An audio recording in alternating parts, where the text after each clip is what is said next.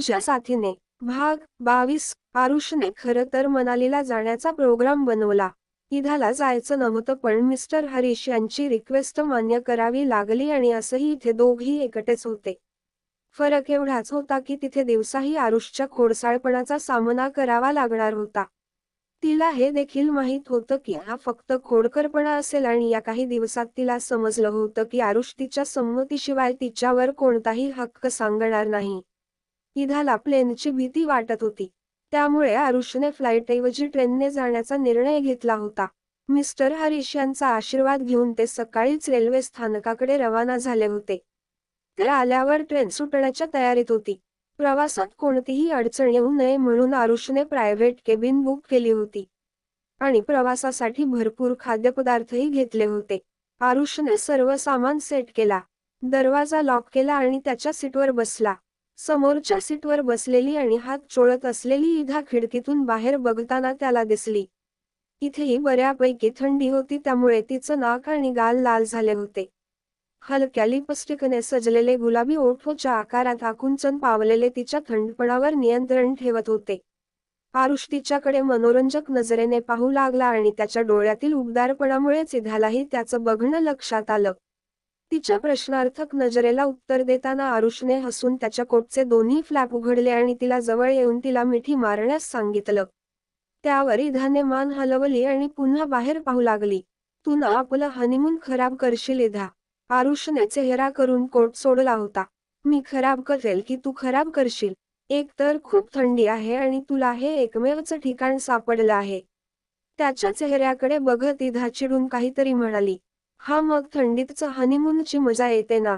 आरुषने डोळ्यात मिश्किल चमक दाखवून हे बोललं तेव्हा इधाला त्याचे शब्द समजले आणि तिने खेदाने होकार दिला. तुझं काहीच होऊ नाही शकत आरुष. सिरियसली? इधा मान हलवत म्हणाली आणि खिडकीतून बाहेर पाहू लागली. अच्छा बाबा आय एम सॉरी. पण मी तुला प्रॉमिस केलं आहे की आपण मनालीला नक्की जाऊ. म्हणूनच मी मनालीचा प्रोग्राम केला आहे. तिचा मूड बिघडलेला पाहून आरुषने पटकन खुलासा केला. त्यावर इधाने थोडं थांबून त्याच्याकडे पाहिलं.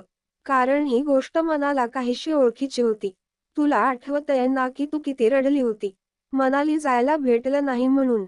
आरुषने हे सांगताच इधाच्या आयुष्यातील जुना प्रसंग इधाच्या मनाच्या पडद्यावर उमटला. ते शाळेत असताना त्यांची शाळेची सहल निघाली. इधा आणि आरुषने पूर्ण मजेशीर प्रोग्राम बनला होता. पण तिच्या आईने परवानगी दिली नव्हती. त्यांनी इधाला इतक्या दूरच्या डोंगराळ भागात पाठवायला होकार दिला नव्हता. तेव्हा इधा खूप रडली होती आणि जेव्हा त्याची मैत्रीणच त्याच्यासोबत नसेल तेव्हा तो काय करेल या विचारात आरुषनेही त्याचा प्रोग्राम रद्द केला होता. आणि इधाला खूप दिवसांपासून ही खंत वाटत होती. मग आरुषने तिला वचन दिलं होतं की ते मनालीला नक्की जातील. यानंतर वेळ जात राहिला आणि ती गोष्ट माझ्या मनातून केव्हा निघून गेली ते तिला कळलंच नाही. आता इतक्या वर्षांनंतरही आरुषला त्याचं वचन आठवलं तर इधा हे फार पूर्वीच विसरली होती. इधाला सुखद आश्चर्य वाटलं. तुला अजूनही ती गोष्ट आठवते? इधाने त्याच्याकडे रोखून पाहत विचारलं. स्वरात आश्चर्याबरोबरच प्रेमाचा गोडवाही होता. हो मला नक्कीच याद होतं. आरुषने हसत हसत हे सांगताच तीही मनापासून हसली. तिला असं हसताना पाहून आरुषच्या डोळ्यात अनेक सुंदर भावनांचा पूर आला. त्याने पुन्हा एकदा त्याच्या कोटचे दोन्ही बटण उघडले. त्याने आशाळभूत नजरेने तिच्याकडे पाहिलं तेव्हा क्षणातच इधाच्या ओठांवरचं हसू थांबलं. तिने आरुषच्या डोळ्यात पाहिलं जिथे आशा आणि काहीतरी वेगळंच दिसत होतं. आणि इधाला इच्छा असूनही त्याच्या नजरेतून नजर हटवता येत नव्हती. ती प्रेमळ हसली आणि हळूच उठून त्याला मिठी मारली. आरुषनेही तिला मिठी मारली आणि मनापासून हसला. इधाला त्याच्या उबदार मिठीत एक विचित्र आराम मिळाला. तिने तिचं डोकं त्याच्या छातीवर ठेवलं आणि शांतपणे डोळे मिटले. आरुषने त्याचे ओठ तिच्या केसांवर ठेवले आणि चेहरा तिच्या डोक्यावर ठेवला. हळूहळू प्रवास मंदावू लागला. तो रात्री मनालीला पोहोचले. आरुषने हॉटेल आधीच बुक केलं होतं त्यामुळे त्यांनी रेल्वे स्टेशनवरून थेट हॉटेल गाठलं. इथे खरंच खूप थंडी होती. दोघे संपूर्ण मार्गात खूप बोलत होते. ज्यात आरुषच्या अर्थपूर्ण बोलण्यानेही चव वाढवत राहिली. मध्येच दोघांनीही झोप घेतली होती कारण प्रवास खरंच खूप लांब होता. आरुषने तिला खिडकीतून अनेक सुंदर दृश्यही दाखवली होती. दुरूनच सुंदर बर्फाच्छादित पर्वत डोळ्यांत चमकत होते. आजूबाजूच्या झाडांवर पडणारा बर्फ त्यांच्या फांद्या आणि पाने इतका वाकवत होता की नाजूक पानेही बर्फाचा भार सहन करू शकत नव्हती. खिडकीतून आजूबाजूचे लोक स्थानिक कपडे घालून काम करताना दिसले. अतिशय सुंदर देखावा सादर केला. ईदा आणि आरुष दोघी या ठिकाणच्या सौंदर्यात आणि वातावरणात हरवून गेले होते. घरातून बाहेर पडताना ईदा जितकी अस्वस्थ होती तितकीच तिथली सुंदरता पाहून तिला आनंद झाला. हॉटेलवर पोहोचल्यावर दोघांनी रात्रीचं जेवण केलं आणि मिस्टर हरीश यांना सुखरूप पोहोचल्याची माहिती दिल्यावर तेही विश्रांतीसाठी झोपले आणि म्हणाले की या लांबच्या प्रवासामुळे दोघी खूप थकले असणार आणि यावेळी त्यांना फक्त विश्रांतीची गरज आहे. सकाळी ईदा वेळेवर उठली. रोजच्या प्रमाणे आरुष तिच्या मिठीत आरामात झोपला होता. ईदाने हळूच स्वतःला त्याच्या हातातून काढून टाकलं आणि उठून बसली. रूम हीटर असल्याने खोलीत ऊब आली होती. केस गोळा करून तिने दीर्घ श्वास घेतला आणि आदल्या रात्रीच्या थकव्यामुळे नीट न पाहिलेल्या खोलीकडे ती पाहू लागली. छान मोठी खोली होती, ज्याचा एक भाग बेडरूम सारखा आणि दुसरा भाग लिव्हिंग रूम सारखा होता. मध्ये फाळणी नसतानाही दोघे वेगळे वाटत होते. खोलीला 2 दरवाजे होते, एक वॉशरूमला आणि दुसरा बाल्कनीला. बाल्कनीचा दरवाजा एक स्लाइड दरवाजा होता तर दुसरा दरवाजा नॉर्मल होता. वर काचेची मोठी खिडकी होती, त्यावर जड पडदे होते. बाल्कनीच्या स्लाइड दारावर असेच पडदे पडलेले होते. खोलीतील सर्व काही सुंदर आणि मोहक होते. ईदाने खोलीतील प्रत्येक वस्तूकडे कौतुकाच्या नजरेने पाहिलं. तिला ते खूप सुंदर वाटलं. पुढे सरकत ईदाने खिडकीचे पडदे काढले आणि काचेच्या खिडकीतून बाहेरचे दृश्य पाहू लागली. बाहेर दूरवर बर्फाची पांढरी चादर पसरलेली होती. कदाचित रात्री बर्फ पडला असावा. बर्फामागून दिसणारी छोटी घरे ज्यांचे तिरके छप्पर पांढऱ्या बर्फाने झाकलेले होते यावेळी खूप सुंदर दिसत होते. काही कामगार बाहेर पडलेला बर्फ काढण्याचे काम करत होते जेणेकरून तेथून जाणाऱ्या लोकांना कोणतीही अडचण येऊ नये. बर्फाच्छादित रस्त्यावरून जाणारी वाहने अतिशय सुंदर दिसत होती. हे सुंदर दृश्य पाहून ईदा मनापासून हसली. आवडलं. तिला आपल्या मिठीत घेत असताना आरुषने मागून विचारलं तेव्हा ईदाला धक्काच बसला. तो कधी उठून तिच्या जवळ आला हे तिला कळलंच नाही.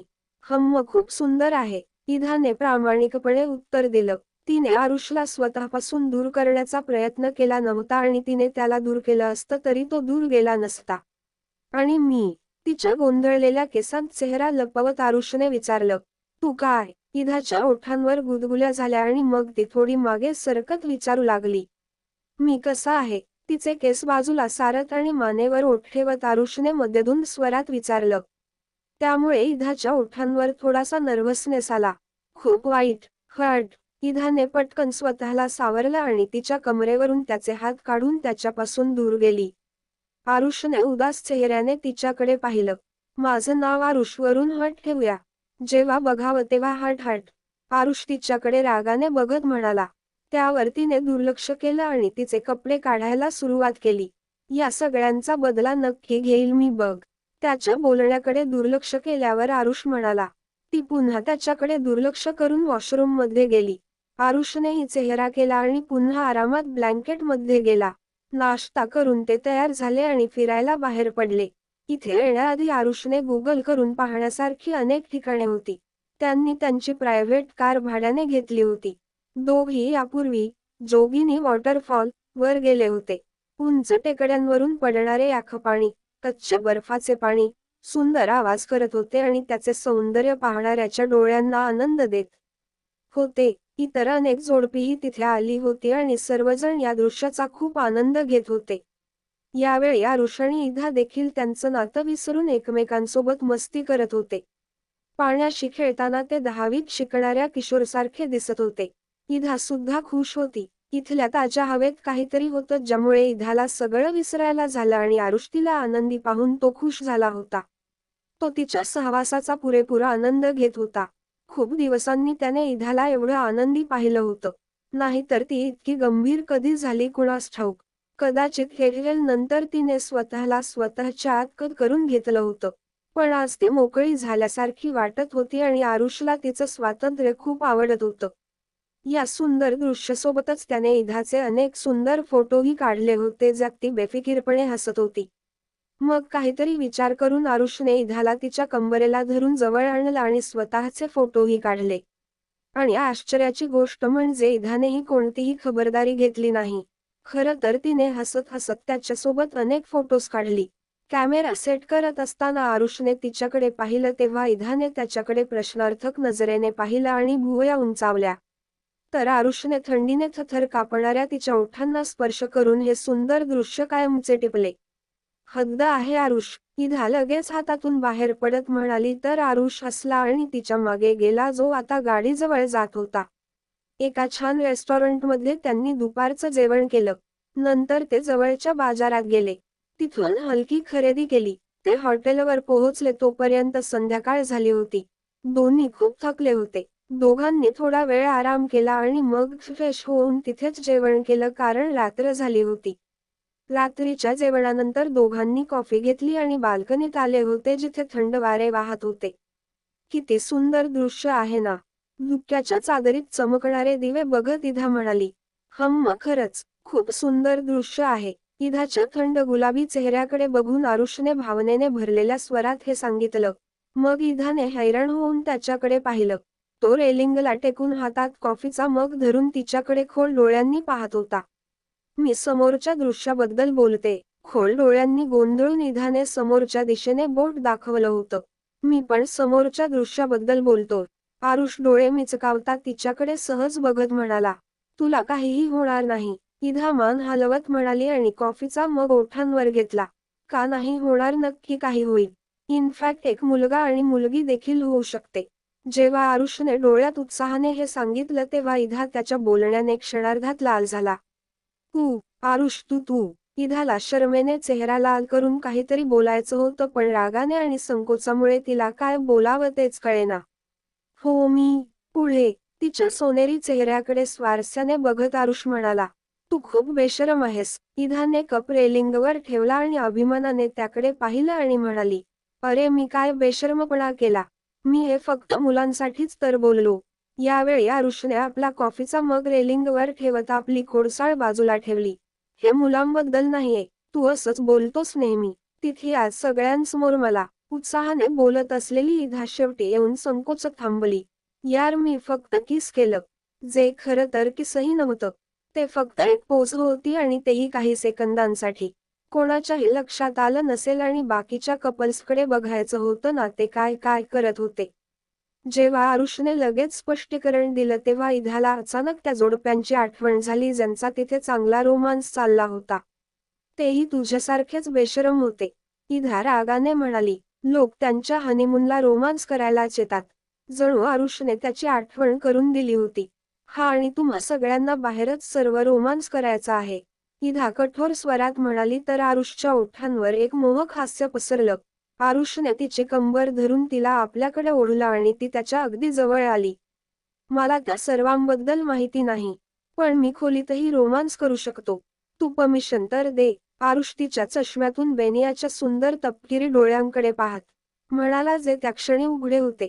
आरुष सोड. इधाने ताबडतोब तिच्या कमरेवरून हात काढून त्याच्याशी बोलण्याचा प्रयत्न केला पण तिचं बोलणं पूर्ण होण्यापूर्वीच आरुषने तिचे ओठ पकडले. इधाचा जीव धोक्यात आला. आरुषने तिला रेलिंगवर दाबलं आणि तिच्यावर प्रेमाचा वर्षाव करू लागला. सुंदर डोळे घट्ट बंद असताना त्याची जर्सी त्याच्या मुठीत घट्ट होती. कित्येक क्षण तो तिच्याबरोबर जवळीक साधून दूर पाहत पुढे निघून गेला. आणखी एकदा जर तू म्हणाली, आरुष सोड, तर मग मी सगळं करून सोडेल. तिच्या ओठांना सोडवून आरुषने कपाळाला तिच्या विरुद्ध हात लावला आणि हलक्या जड आवाजात म्हणाला. तर इधाने त्याच्याकडे अस्वस्थ नजरेने पाहिलं. तू आता काय बघत आहेस? आता एवढेही करू शकत नाही का? आरुषने तिच्याकडे डोळे मिटून विचारलं. काही नाही, मला आत जायचं आहे. इधाने तिची नजर त्याच्यापासून दूर करताना म्हटलं. आरुषने तिचा हात त्याच्या छातीवर ठेवला आणि तिला मागे फिरवलं. तू नशेत चढीक होती. निदान तू माझ्यावर प्रेम ट्रिप करत होती. आरुषने दीर्घ श्वास घेतला आणि असहायपणे म्हणाला आणि मागे वळला. इधाने त्याच्याकडे एक नजर टाकली आणि मग शांतपणे त्याच्या मागे गेली. हे गाईज, कसा वाटला आजचा भाग? कशी वाटते स्टोरी? बघूया त्यांचा हनीमून, रोमॅन्स आणि बरंच काही. त्यासाठी वाचत राहा तुझ्या साथीने.